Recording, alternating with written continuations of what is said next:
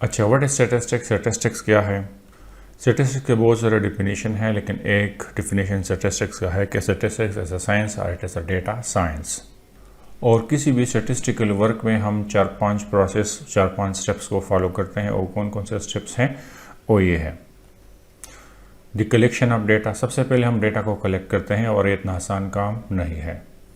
Collection of data के लिए सबसे इम्पोर्टेंट बात यह है कि आपको अपने पॉपुलेशन के बारे में पता है कि ये फाइनाइट है या इनफाइनाइट है।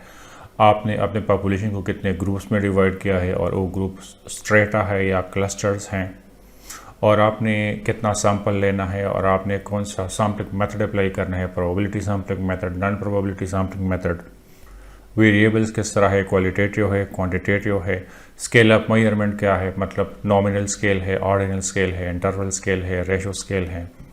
डेटा कलेक्ट किस तरह करना है, क्वेश्चनर के ज़रिए कलेक्ट करना है, ईमेल के ज़रिए कलेक्ट करना है, या फ़ोन पे कलेक्ट करना है, या आपने फोकस ग्रुप डिस्कशन करना है, या आपने कोई खुद जाके एक एक बंदे से डेटा कलेक्ट करना है, ख़ुद कलेक्ट करना है, किसी से करवाना है।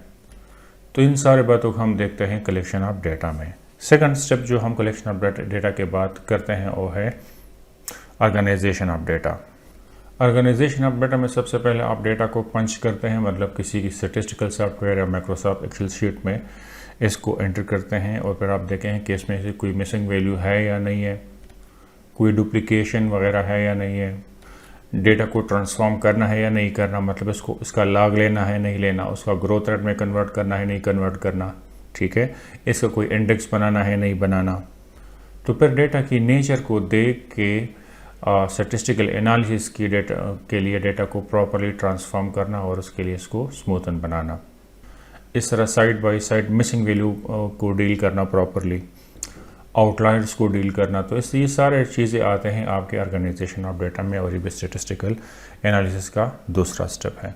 तीसरा स्टेप है आपका analysing data. Analysing data depend करता है कि आपका डेटा किस तरह है, क्वालिटेटिव डेटा है या क्वांटिटेटिव डेटा है, ठीक है, और फिर उसके लिए आपने किस स्टैटिस्टिकल टेक्निक का इंतखाब किया है, ठीक है।